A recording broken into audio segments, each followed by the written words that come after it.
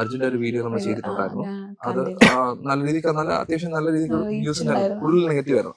കാരണം അത് പക്ഷെ ഇൻഡയറക്ട്ലി നമ്മൾ ഒരു സൈഡിൽ നോക്കുമ്പോൾ അത് ആൾക്കാർക്ക് അത്രയും കണക്ട് ആയതുകൊണ്ടാണ് ആ ഒരു ഫീലിങ്സ് വരുന്നത്. ഞങ്ങൾ ആക്ച്വലി അർജന്റീന കേസിൽ നമ്മൾ ഉദ്ദേശിച്ച കാര്യം എന്ന് വെച്ച് കഴിഞ്ഞാല് ഇത് ആളുകളിൽ കുറച്ച് നമുക്കറിയാലോ സോഷ്യൽ മീഡിയയിൽ ഇപ്പൊ ഒരു പ്രശ്നം വന്നു കഴിഞ്ഞാൽ അത് 2 ദിവസം ചർച്ചയാവും. ന്യൂസ് ചാനൽസ് അത് മാറ്റുമ്പോഴത്തേന് വേറെ ആയിപ്പോവും. ഓക്കെ, അപ്പൊ നമ്മളുടെ മൈൻഡിൽ ഒരു കാര്യം എന്ന് വെച്ചാൽ നമ്മൾ സോഷ്യലി കുറെ കാര്യങ്ങൾ ചെയ്യണം എന്നുള്ള മൈൻഡിലും കൂടെ വെച്ചാണ് ഒരുപാട് കോണ്ടന്റ്സ് പുഷ് ചെയ്യുന്നത്. അപ്പൊ എന്ന് വെച്ചാൽ ഇത് മറ്റൊരു സാഹചര്യത്തിൽ വന്നു കഴിഞ്ഞാൽ ഇതുപോലൊരു ഡിലേ ഒരിക്കലും ഉണ്ടാവാൻ പാടില്ല.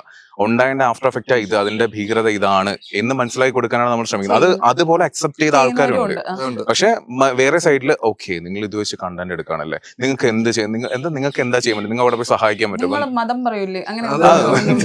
അപ്പൊ നമ്മൾ പറയാൻ സംഭവം ഇവരെന്നെ വന്ന് കുറച്ചാളെ എന്തുകൊണ്ട് നിങ്ങൾ അത് ചെയ്തില്ല. ഇപ്പൊ റിയാസിൽ ഒരു ഇഷ്യൂ വന്നപ്പോ നമ്മൾ റിയാസിൽ വീഡിയോ ചെയ്തു. അപ്പൊ അതുപോലെ മറ്റേ വേറെ കാശ്മീരിലൊരു സംഭവം വന്നപ്പോ കാശ്മീരിലും ചെയ്തില്ല, അത് ചെയ്ത് കഴിഞ്ഞാൽ എന്തുകൊണ്ട് ചെയ്തില്ല. ഒരു കാര്യത്തിന് തന്നെ അതെ. അപ്പൊ അതുകൊണ്ട് ഇതെല്ലാം കേൾക്കാന്ന് വെച്ച് കഴിഞ്ഞാല് മനുഷ്യരാണല്ലോ, പറ്റില്ല.